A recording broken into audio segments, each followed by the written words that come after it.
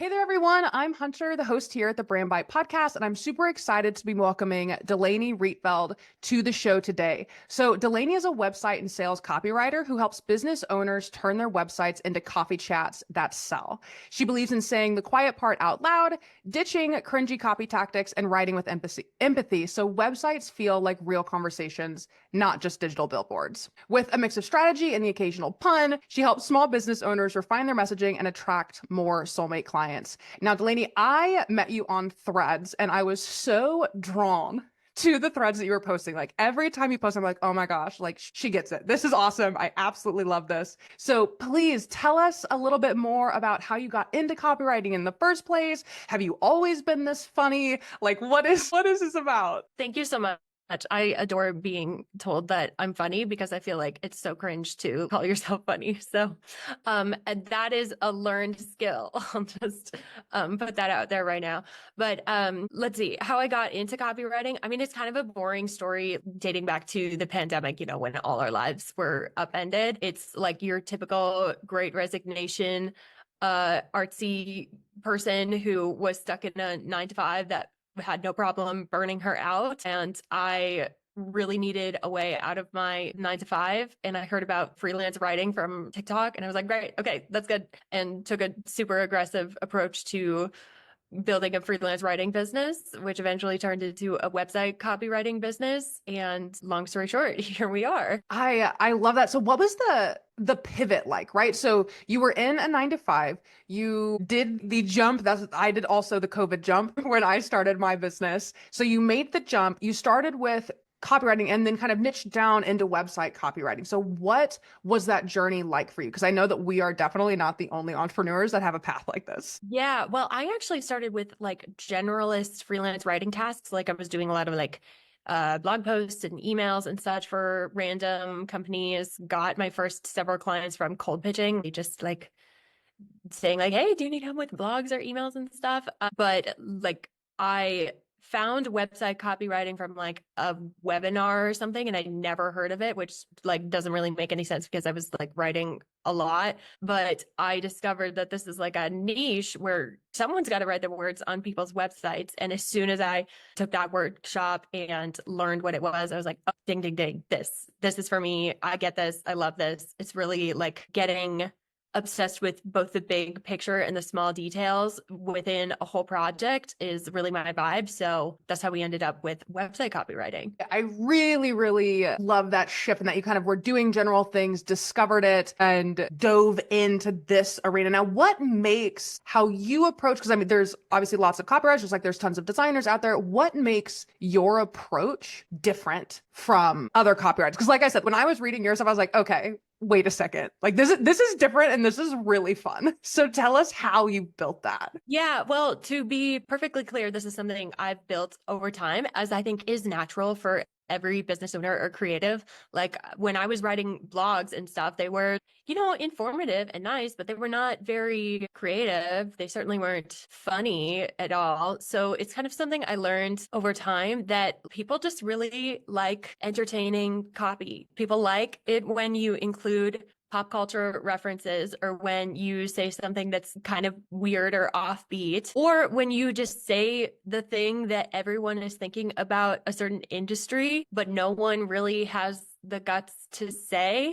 I just found that that's the copy that I really liked reading. There were a lot of entrepreneurs who were, taking that stance. I really liked their websites. And I really found the benefit of like when you can be funny and creative and offbeat and, say something that they probably aren't expecting, but still rings really true for them. There's a lot of benefits there because the internet is a noisy place. It's hard to get people's attention. So if you can be creative, conversational, and funny in your copy, that is only going to be a benefit to you because it's so hard to get people's attention these days. Absolutely.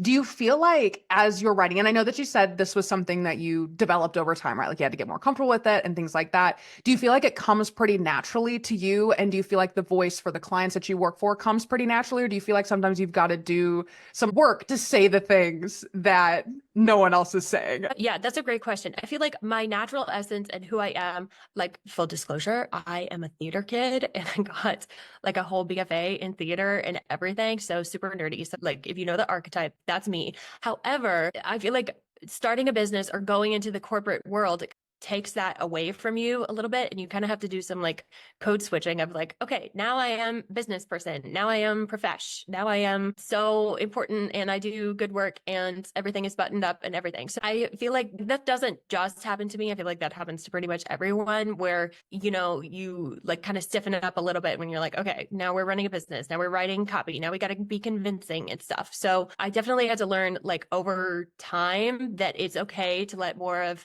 my personality out. It's okay to be a little more unhinged and a little more offbeat. And I guess it's just the process of doing that. Like threads is really easy to get to that place because the shelf life of a thread is so short. You can kind of say whatever and it's fine. But even in copy as well, when you say something that is a little more funny or offbeat, that got rewarded, that got attention when I did stuff like that. Some of the weirdest ideas that I would come up with for my clients are the ones that they like the most. And I'm like, are you serious? So it was kind of this like cycle of validation where I'm like, if I lean more into this natural voice that I have, or that my natural way of thinking about things that is maybe a little strange or quirky, or just like saying like how I see things, that is what people respond to the most. So like, it's kind of sad that we have to unlearn this corporate conditioning and such, but that's the journey I'm on. And that's why people like my copy. What were some of the like things that you practiced to do that unlearning? Because I feel like especially I'm starting to, to get a little more unhinged. I feel like I don't think I'm fully there, which is why, again, like I was so drawn to, I'm not either. so excited to have this conversation. Yeah. But like, what are some of the things that you have been doing to start to kind of come out of that corporate shell a little bit more and show more of your personality and get more comfortable? Do you have any like tips that you have found, or books you've read, or any type of resource to help others get more comfortable, maybe getting a little weird? Yeah. So I would say, pay attention to who you're drawn to online. Go look at their websites and their social media and subscribe to their email lists and everything. But also, I would say when you're trying to find your voice for your business and you're trying to, grow your business, don't just read business books. Like I feel like I'm a theater kid, obviously. It's so cringe, I know, but I own it. But I feel like I get a lot more inspiration for writing, and that like really informs the writing part of my brain a lot more than like a business book or like a copywriting book. Sorry, copywriting books. I mean, they are important, but that's like a jumping off point or a starting point, and then we can jump off from there. But I feel like I have a thread in the drafts right now that I wrote like in the middle of the night that's like, I become a better copywriter with every book I read. And I mean like fiction books, not nonfiction books. So I like read a lot of books. I listen to a lot of music. I'm really inspired by different artists who are doing different things and like writing in different ways. So I feel like if you're looking for writing and artistry and creativity all over the place, that can help you develop a more unique voice, or a voice that's more true to you, and don't feel like you have to always listen to like the business podcasts and the business books and stuff. I mean, you can if you want to, but I don't want to. So I get much more inspired from like, other creative writers than just marketing material. I feel like that's such a smart way to approach like the development of your voice and things like that. Because I think a lot of people, and I see this in branding and design as well, where you just look at what your competitors are doing, or like just look in your area, and then you wind up looking like everybody else there because everybody is doing that. So I think that's such great advice to branch out, see what's happening. I love that you draw inspiration from fiction books, even because I feel like when you get into business, we start to think, okay, well, fun time's done, right? Like I need to educate, but you can learn from so many different resources that are things that maybe don't stick out to you right at the beginning, but definitely have value. So I think that's really, really solid advice. If you are listening, please take this advice. It's so good. I jump in on one point there. Like when you mentioned looking at your competitors and stuff, okay, we've all been there. We've all been like, okay, I'm starting this kind of business. Who is successful in this area? And you look at your competition and stuff. And like when I'm writing for clients, I definitely do that. I look at who they are are, in competition with. But I feel like as a whole, competitor research is kind of not overrated. It's a little overrated, in my opinion. So much so, like, if that's the most important part of your strategy for your marketing and your copywriting, you should inverse that, because it is important, just so you aren't, plagiarizing or copying people directly. But there might be things in like completely different industries that you could draw inspiration from. So when your website or your socials are up, on people's tabs on their computer, like, you're just not another one that is like kind of like acclimating to the temperature that your industry is setting, right? You could be totally, out of left field, and that's going to be a benefit to you, I think. Like, if you're drawing inspiration from something different, you might as well stand out. Right. Now, do you have to do any coaching? I know I kind of asked this a little bit earlier, but any coaching with your clients to like really be okay standing out? Because obviously, I mean, obviously, if they're coming to you, they're ready to stand out. Like, you make it very clear this is what you do in your copy.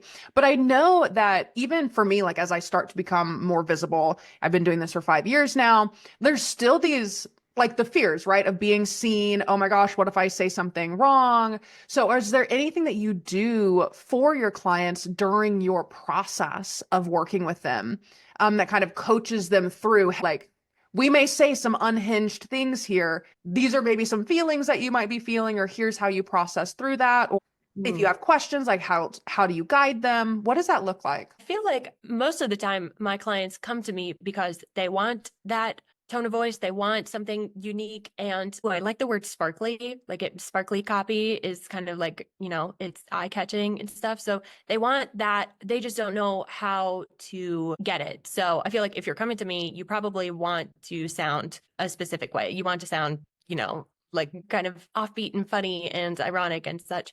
So most of the time I don't have to do convincing. I do have to do some like drawing out and like testing the waters of like how comfortable they are, of like, can we say something like this? Or how do you feel about something like this? And I'm really good at asking questions. For example, something like, how do you feel about, swearing in your copy? Like, I don't feel strongly either way, but I want to know how they feel about it. Or are there any words in your industry that like you really want to stay away from? Or are there any, like, what's like a fictional character that would inspire your website copy and stuff like that? So I'm really good at asking questions to kind of draw out that character, because they're coming to me for that. So they probably want that.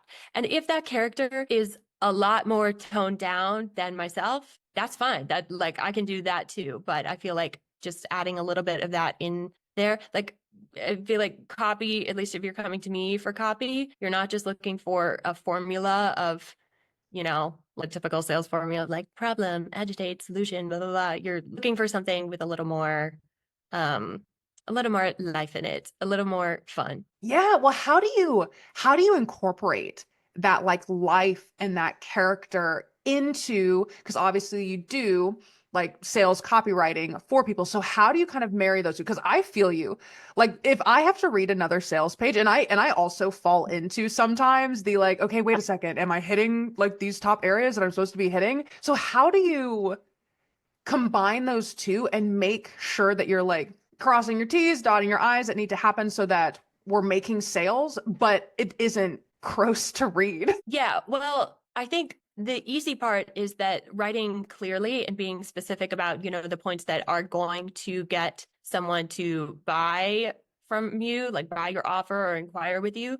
Like, writing clearly, that's easy. That is like kind of you can learn how to do that in your copy anywhere. And I've always been a writer that's like very fluid and my ideas flow together and such. The like adding a bit more personality into it is kind of like the icing on the cake, if you will. And I feel like some fun exercises would be like, I usually ask people, okay, this word is not, I rarely tell people like this word is incorrect or like this line of copy is wrong.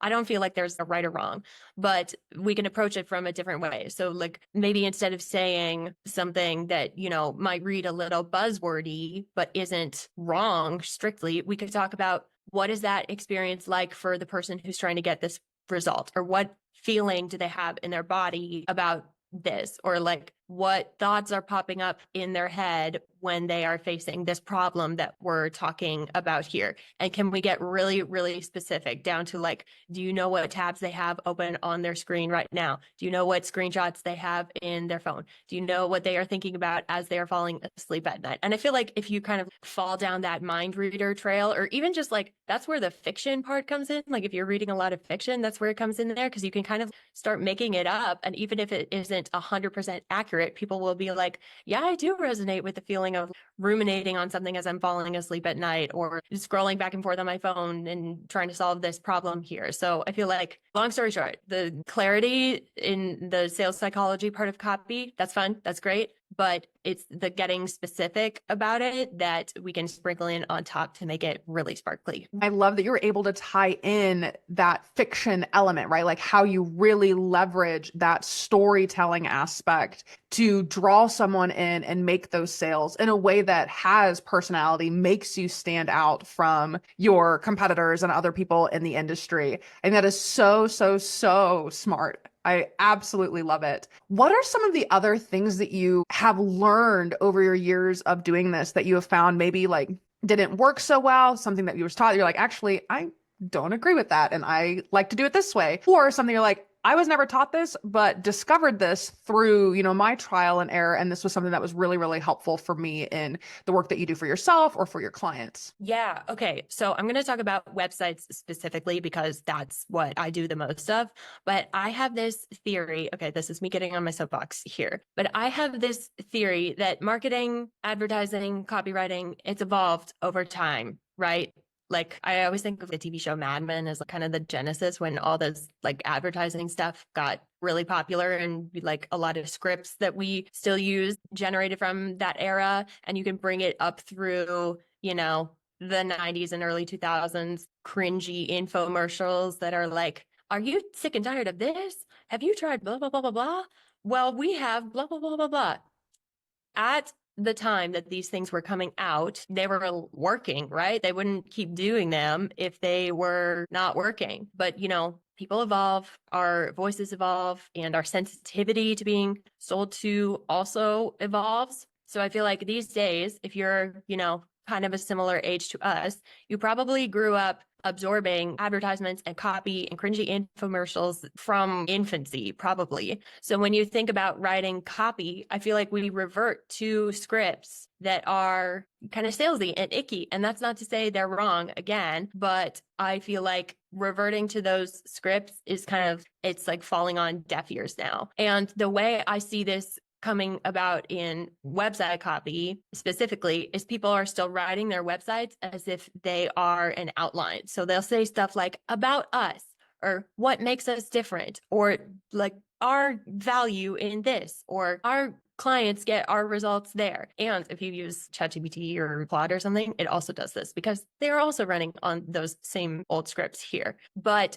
when I see clients that, maybe they're like DIYing their copy, or they've started with a draft, or I'm auditing or editing it for them, usually the best part and the most interesting reason that they're, writing this section here is within the body text that comes right below these bullet points outlining, why choose us?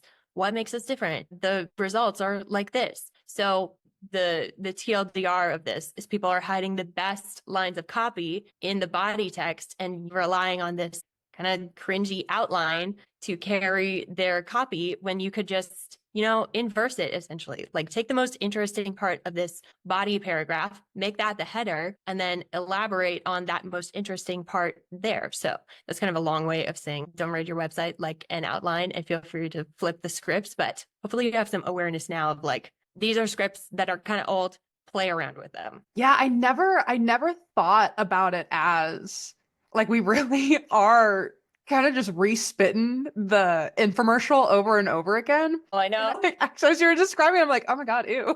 We are though. Which is Yeah. really, really, really interesting to have seen it morph, right? Because I mean, when we were growing up, the internet, if I'm assuming you're pretty close to my age, internet had just kind of come out. So it was still like, you get those channels where it really is the TV infomercial for the whole day. It's just a different product at each time. And I feel like we get that now in social media. It's a little bit different, right? But we still get a lot of that. And then you see it on websites and stuff. So I understand. I understand the soapbox. I get I get why you get on it. Again, this is not like placing blame. This is not saying you're wrong for doing that. Obviously, those scripts are written for a reason. Like there are actual bullet points within, the psychology of selling to people that are important to hit.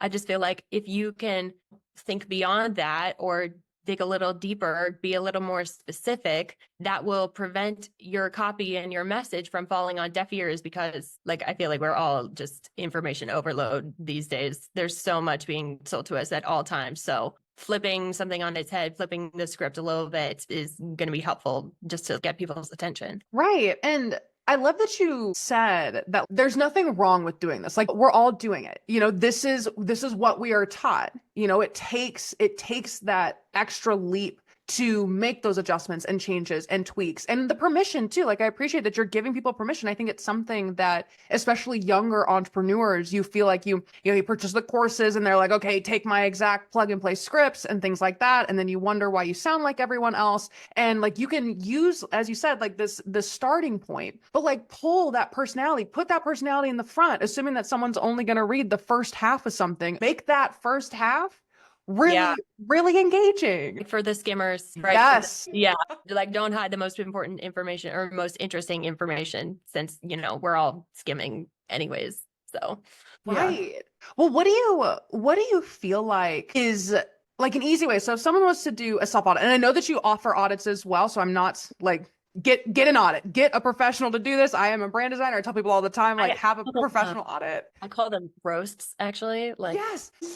And I remember, dude, you are seriously every time I read your stuff, I feel like I could skip reading books and just come and read your stuff because it is so good. It really is so good. So these roasts, right?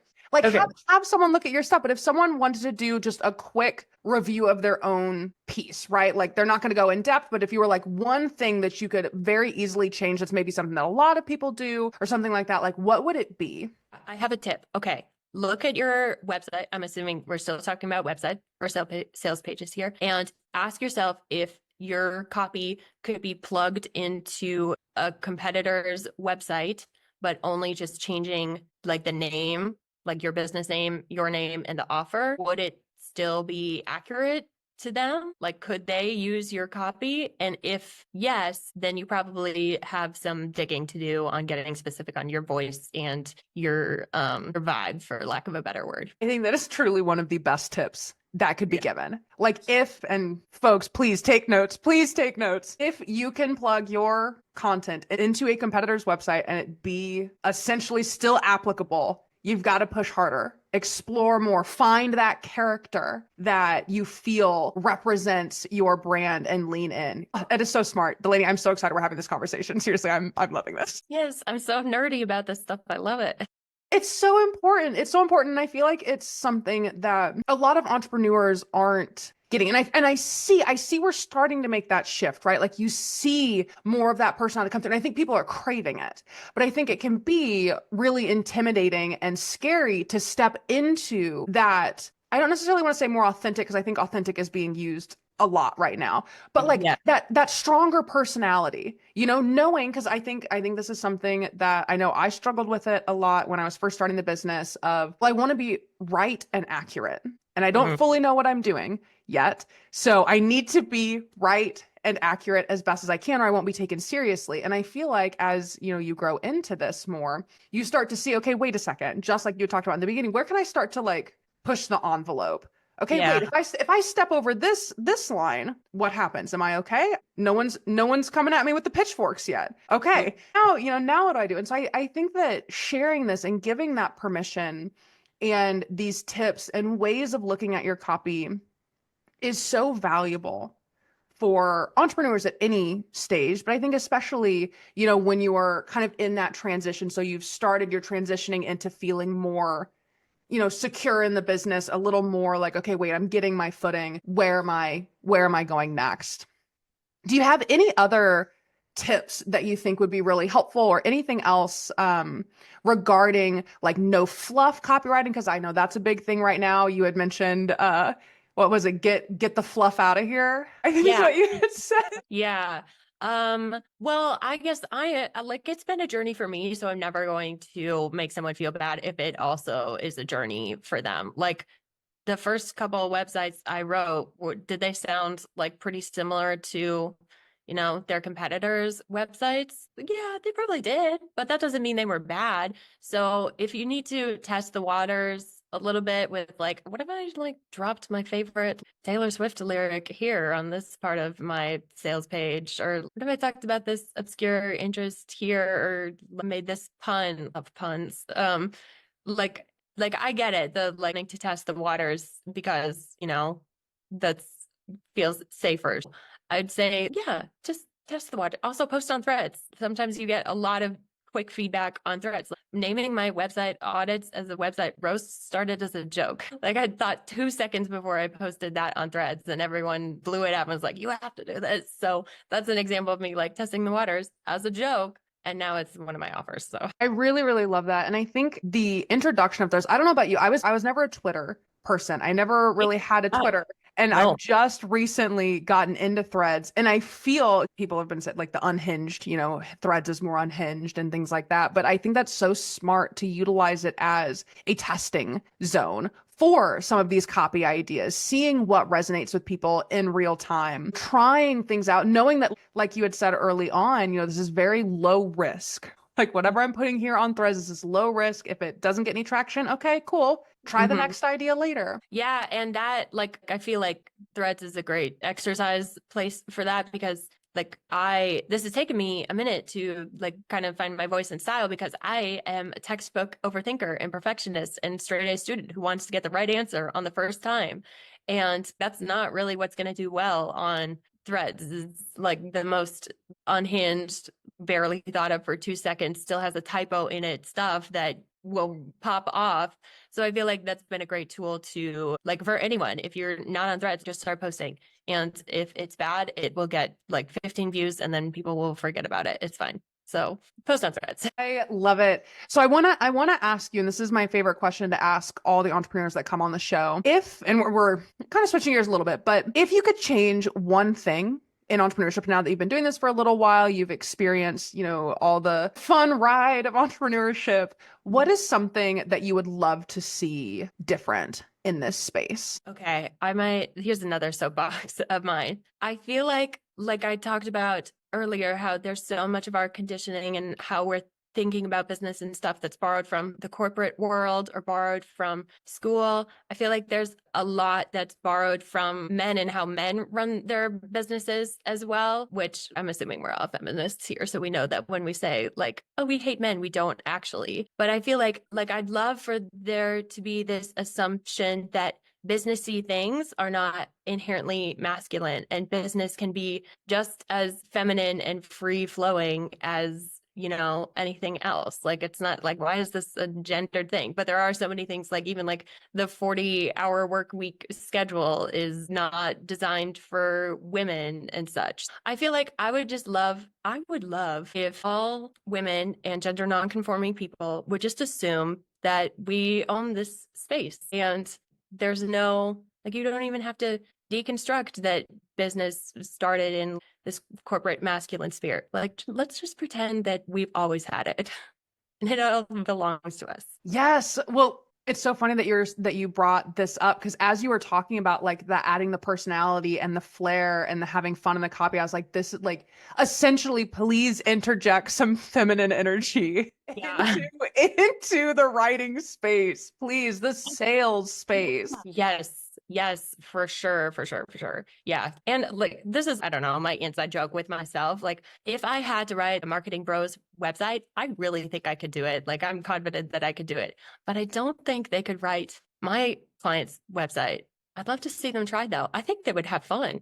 I think they would have fun if they got to be a little more quirky and out of left field. And just the fun in general, like business can be fun. Have fun with it. Like you left corporate for a reason, Mm-hmm. okay? Like Yeah.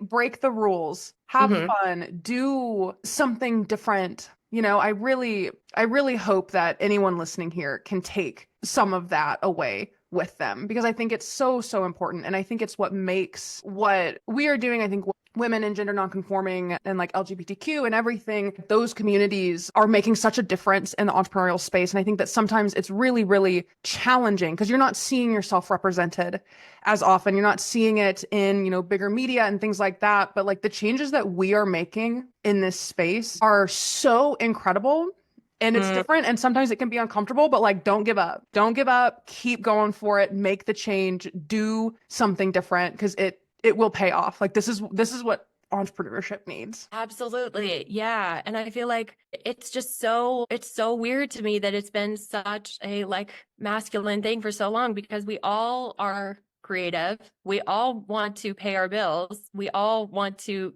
contribute to our society. Like that doesn't need to be a gendered thing at all. Like we all deserve to be here. Exactly. Exactly. Well, Delaney, seriously, I am so grateful that you came on the show and we got to chat.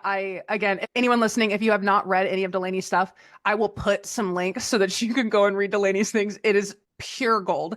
Delaney, is there anything else you want to share with the audience? Ways they can get in contact with you, anything like that? Yes. So my threads, my Instagram, and my website are all darkroastcopy.co. So that's where you can find me. I am also on LinkedIn if that's your speed, but it is not mine. So you can stalk me there if you feel like it, but I don't post. So Awesome. Well, everyone, that is going to be that information I'm going to put in the show notes for you. Delaney, again, thank you so much. And everyone else listening, keep rocking, keep rolling. You've got it.